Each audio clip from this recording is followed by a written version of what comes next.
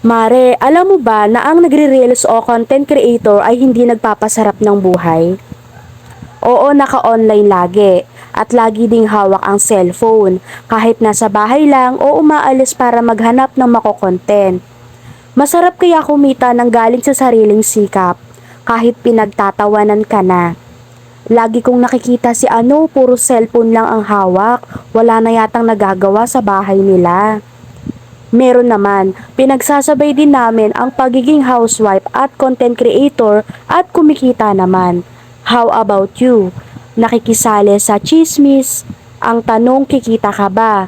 Matutong irespeto ang kapwa mo dahil magkakaiba tayo ng pananaw sa buhay. Kulang yan sa tulog, halos mabaliw na kakaisip kung ano ang maipopost bukas, kaya nagkapera. Samantalang ikaw, kumpleto sa tulog.